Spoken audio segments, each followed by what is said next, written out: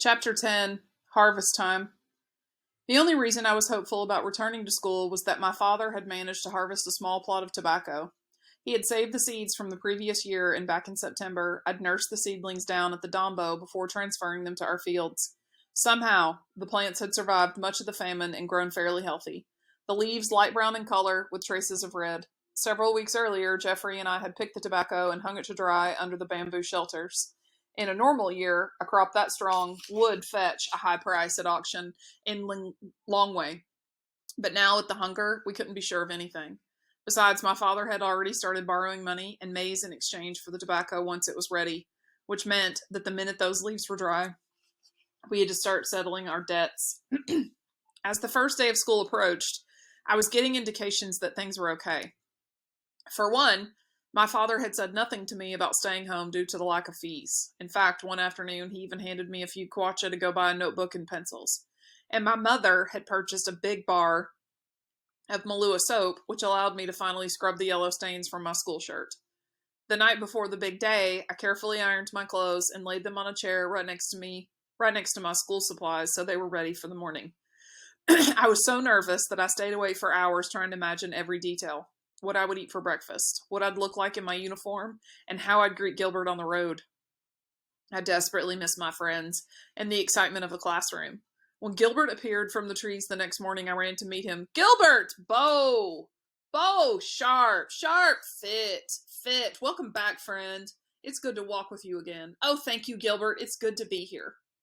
It was great to be back with my pals, all the jokesters and usual entertainers. I saw many familiar faces. We were all still thin, and that wouldn't change until the harvest, but at least our health was improving. But, just as I'd feared, I was behind in everything. Geography, agriculture, math, all the subjects I'd studied in the library. My fellow students were working on graphs and variables and scientific names of animals. I didn't know any of that stuff. I struggled for the first 2 weeks, copying all the notes I could while trying to get the hang of classes once again. It had been a long time, and so much had happened. After 10 days, the deadline for paying school fees was approaching, and I started getting nervous. Something didn't seem right. My father knew my fees were due, but he hadn't mentioned anything. And fearing the worst, I couldn't bear to bring it up. The closest we got was a short conversation one afternoon in the fields. So how is school life, he asked. It's going okay, but I'm so behind. I think with time I'll catch up. Well, he said, just work hard. Despite him saying that, I couldn't help the sick feeling in my stomach. It was still there the morning Mr. Fury gathered everyone for morning assembly.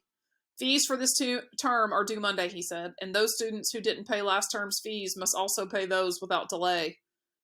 Hey, wait a minute, I thought. Even though I dropped last term, I still had to pay those fees? It didn't seem fair. Together, the 2 terms equaled over 2,000 kwacha. Given what my family had just been through, 2,000 kwacha was an impossible amount. I knew my fate was sealed. But instead of going home to face it directly, I tried going to school for free. I snuck in. I had to calculate my movements carefully. On Mondays and Fridays, Mr. Fury held assembly inside the same classroom. There he read aloud all the names of students who had already paid their fees, telling them, "Go to class straight away." The students who were still seated had to show a receipt or else stand up and leave. Jeffrey had been humiliated this way 2 years before, so I was ready. On the first day of roll call, I arrived at school with Gilbert as usual, but as soon as everyone went inside for assembly, I ducked into the toilets to hide. I stayed low and scanned the courtyard through the tiny window. The minute Mr. Fury released everyone, I slipped into the crowd unnoticed. In class, I sat in the back of the room and kept my head down. I never asked questions for fear of being noticed. As long as I was silent, I thought I could listen and still learn.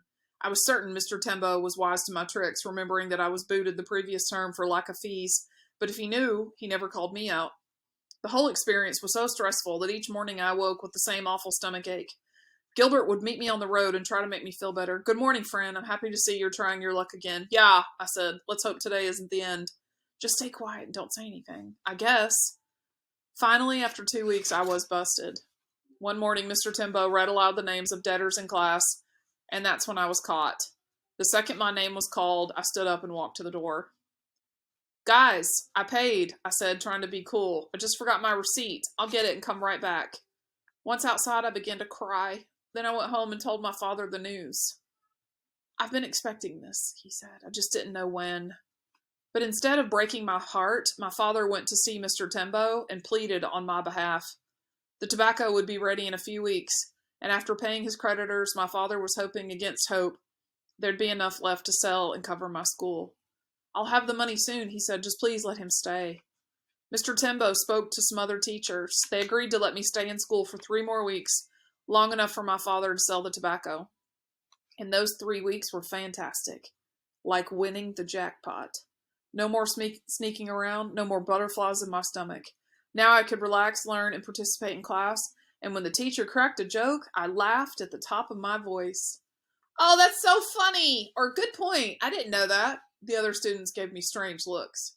These past weeks, he's been posing as the cool, quiet guy, one said, but look at him now. At the end of the 3 weeks, the tobacco was finally dried and ready, having turned a light chocolate brown in the sun. Once this happened, the creditors began turning up at our house looking to be paid. I've come for my 50 kilos, one said. Given our earlier agreement, do you have my 20 kilos? Asked another.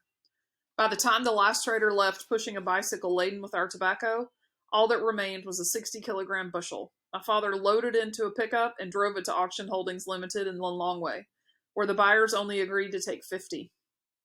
After transport costs and government taxes, my father came home with around 2,000 kwacha. It was just enough to pay for my school, but then there'd be nothing left for the rest of the family. No money for my sister's shoes, no cooking oil, soap, or medicine if someone got sick. Once again, we were broke. My father tried negotiating again with Mr. Tembo, but Mr. Feary forbade me to return. He said that his boss, the Minister of Education, was visiting various schools to ensure that students were paying their fees. If we're caught, we could lose our jobs, said Mr. Tembo. I was sitting in the courtyard when my father returned with the news. I've done my best, he said, but the famine took everything. He kneeled down to face me. Please understand me, son. Papani, Kwa, Mibiri, I'm very sorry. Your father tried. It was too difficult to look at him. Chabuino, I said, I understand. At least with daughters, a Malawian father can hope they'll marry a husband who can provide a home and food and help them continue their schooling. But with a boy, it was different. My education meant everything to my father. That night he told my mother he'd failed his only son. Today I let down my entire family, he said. I couldn't blame my father for the famine or our troubles. But for the next week, I still couldn't face him. Whenever I did, I saw the rest of my life. My greatest fear was coming true. I would end up just like him, another poor Malawian farmer digging the soil, thin and dirty, with hands as rough as timber and feet that knew no shoes. My life would forever be controlled by rain and the price of fertilizer and seeds, never by me. I would grow maize, and if I was lucky, maybe a little tobacco. And years when the crops were good and there was a little extra to sell. Perhaps I could buy a new set of clothes. But most of the time, there would be hardly enough to eat. My future had been chosen, and thinking about it scared me so badly, I wanted to be sick. But what could I do? Nothing. Only accept. I had no time to feel sorry for myself. The maize was finally ready in the fields, and my father needed all of our help. As much as I'd waited for the time to come, I entered the harvest with a conflicted heart. Now that I knew I wasn't going to school, the maize rows appeared like the bars of my own prison. I would enter their shadows, and the gates would lock behind me. But at the same time, my God, we were finally harvesting our food. And really, the harvest was the most fun time of the year, even better than Christmas.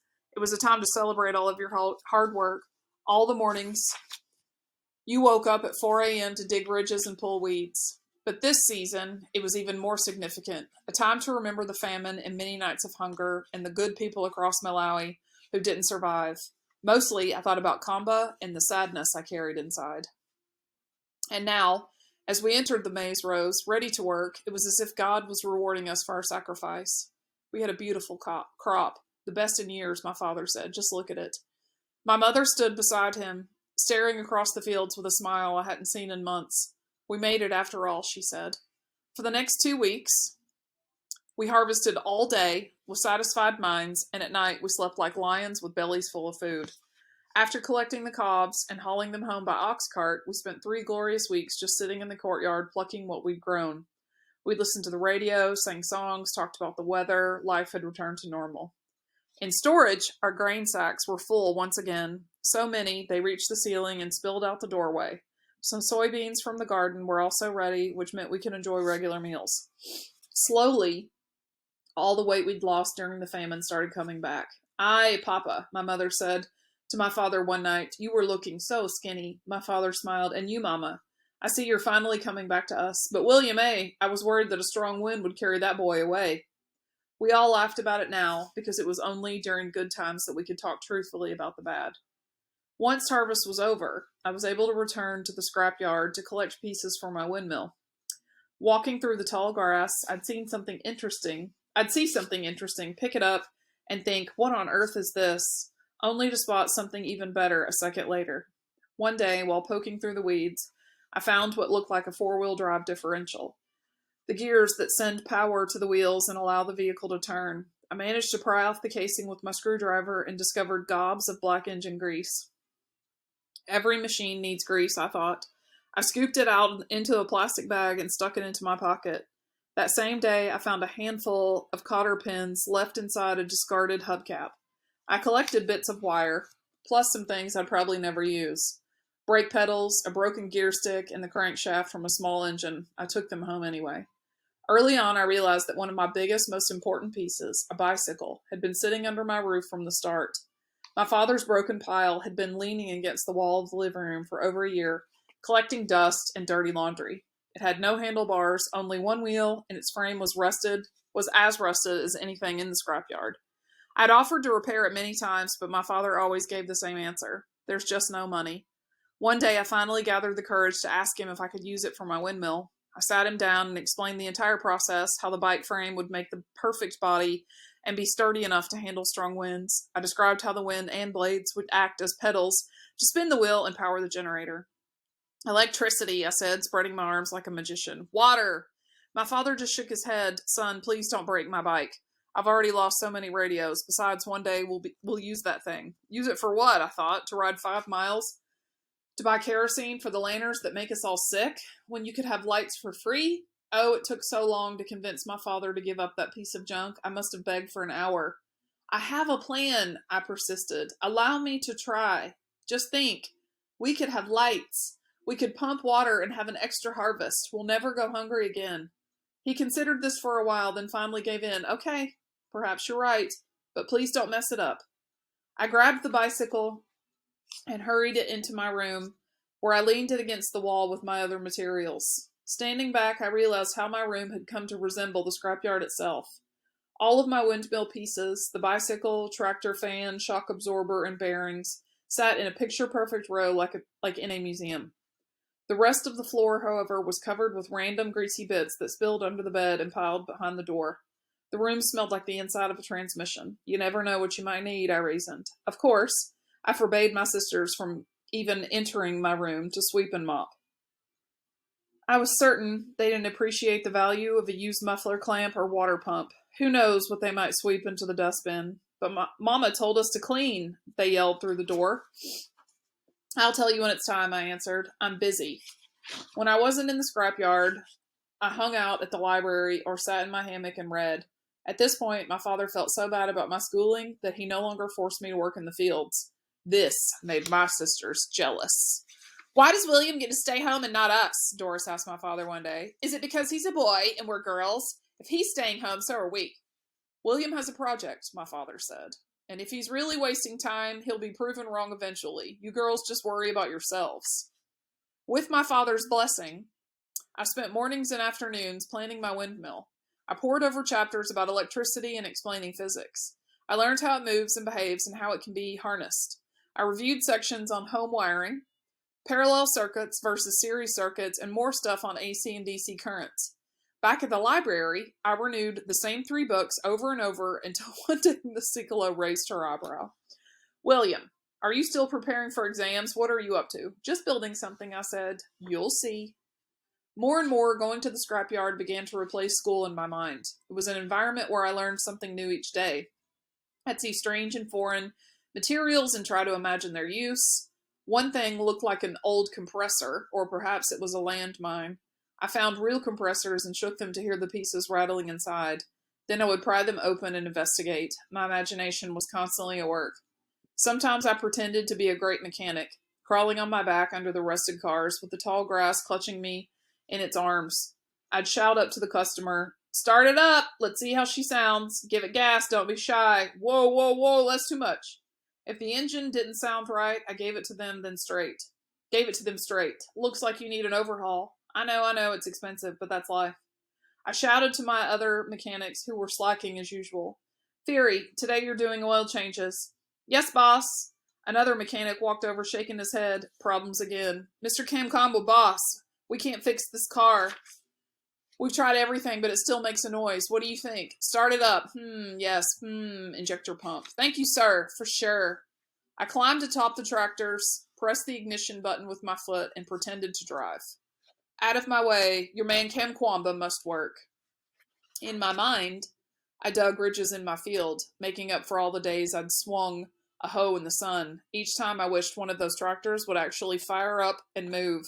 If it did, I'd drag the whole scrapyard home. But no matter how much fun I had, my mood didn't last long. The students across the street at Cachacolo could see me banging away on various things. If I wasn't careful, they could even hear me talking to myself. A few times while carrying out my pieces, some kids in the playground cried, "Hey, look! It's William, digging in the garbage again." The first time it happened, I walked over and tried explaining the windmill, but the kids just laughed. Even days when I tried sneaking past, someone would spot me through the open window and shout, "There goes the crazy guy, off to smoke his chamba." Chamba is marijuana. Luckily, I did have a few supporters. But Jeffrey had been hired by our uncle Musawale to work at the maize mill in Chupumba, and that meant that Gilbert was the only person I could trust. Finally, I decided that whenever someone shouted, "William, what are you doing in the garbage?" I'd just smile and say nothing. Of course, the students at Cachacolo told their parents about the lunatic in the scrapyard, and soon my mother was getting an earful in the trading center. Now, when I came home with my pieces, she stared at me and shook her head. One day, she barged into my room looking worried. "What's wrong with you?" she said. "Your friends don't behave this way. I mean, look at this room. It looks like a madman's room. Only madmen collect garbage." That night, she complained to my father. "How is he ever going to find a wife like this? How is he ever going to care for a family?" "Leave the boy alone," my father said. "Let's see what he has up his sleeve." Over the next few weeks, the treasures kept revealing themselves like pieces of a magic puzzle. When I realized I needed more PVC, Gilbert allowed me to dig up the drainage pipe from the floor of his bathhouse. He didn't bother asking his father, who wasn't happy the next morning. Once the pipe was cleaned and dry, I cut it down the middle with my saw. I melted it over the fire until it bubbled and curled, then rolled it off and pounded it flat. I then cut 4 blades, each measuring 4 feet in length. I wanted to go ahead and connect the blades to my tractor fan, but I had no nuts and bolts. I spent the next 2 weeks in the scrapyard turning over every machine and piece of metal, but I only had a box-end wrench, and it was too large for most of the bolts I found. Many were so rusted, they stripped again the tool or refused to budge.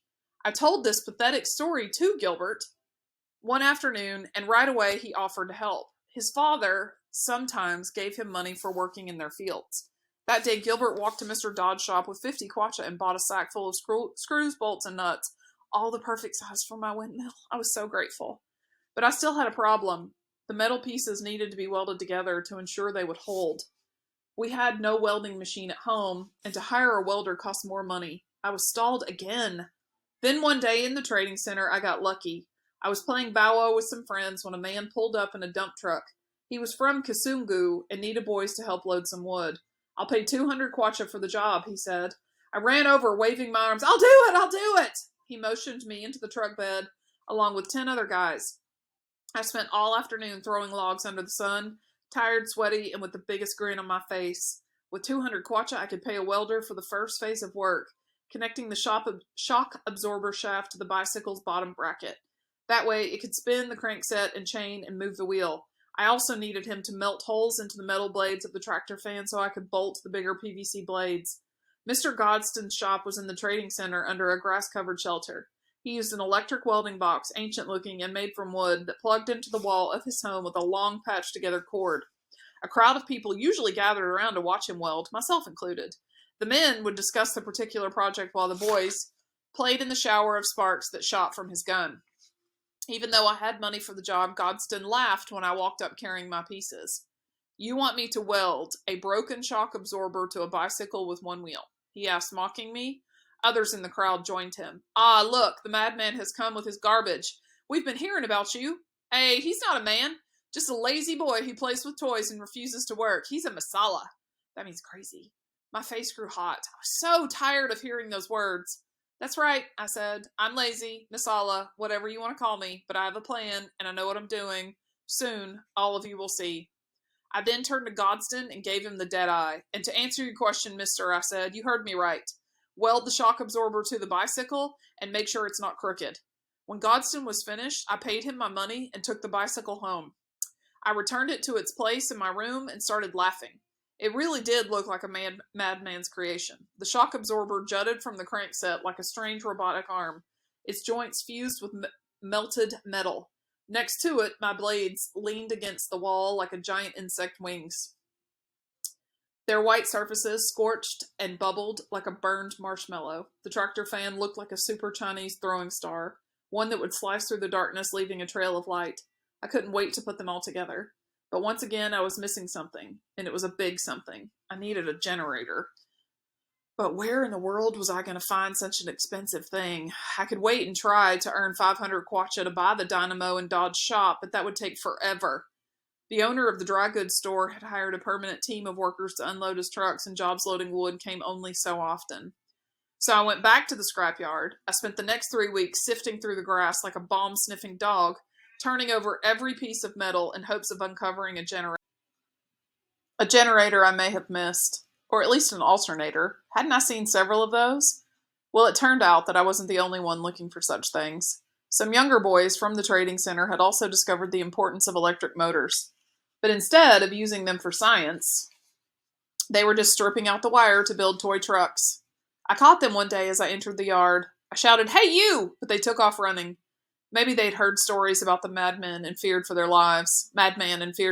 Anyway, when I got to where they'd been standing, I found a perfectly good motor stripped of its wires. It lay there dead in the grass like one of those poached elephants missing its tusks. I began to fear my windmill would never get built. Worse, over the next month, it seemed like every dynamo in central Malawi came out to taunt me. I saw them on bicycles everywhere, and most of the time they were broken, not even attached to a bulb. I'd think, God, what a waste. Give it to me and I'll show you how to use it. Others worked perfectly and shot fat beams of light down the dark roads at night. I never had the courage to flag down the owners. What would I say? Instead, I woke up each morning to the pile of metal in my room, then went back and helped my father in the fields. At night, the windmill pieces were easier to look at since everything disappeared in the dark. One Friday in July, Gilbert and I were walking home from the trading center and I was feeling glum. How's the windmill going? He asked. I have everything, but still no generator, I said. If I had that, I could build it tomorrow. I'm afraid this dream will never come true. Oh, sorry, friend. Just then, we saw a guy pushing a bike. I didn't know him, but he was around our age. As he passed, I looked down and noticed a familiar glitter by his tire. And look, I said, another dynamo. But this time I wasn't afraid. I ran over to the guy and asked if I could see his bike. I bent down and gave the pedal a good spin, and when I did, the headlamp, an old car bulb, flickered on. Gilbert turned to him. How much to buy the dynamo? He asked. No, Gilbert, I said. I don't have any. How much? Gilbert said again. The guy refused at first, but finally gave in. No one was foolish enough to refuse money at this time. 200 kwacha, he said, with the bulb. I still have some money from my father, Gilbert told me. Let's use it to buy the dynamo. Let's finish the windmill. He reached into his pocket and pulled out 200 kwacha, 2 red paper notes. After some messing around to get the dynamo and bulb off the bike, I was holding them in my hand. Zakomo kwa mabiri, Gilbert, I said. Thank you very much. You're the greatest friend I ever had. While Gilbert went home, I ran back to my room and placed the dynamo with the other materials, adding the last piece of the puzzle. The moment I laid it down, a magnificent gust of wind blew open my door and spun a cyclone into the room. It whipped up the windmill pieces into its arms and revealed the finished machine, its blades spinning wildly through the blur of red dust. Or maybe that was only a dream.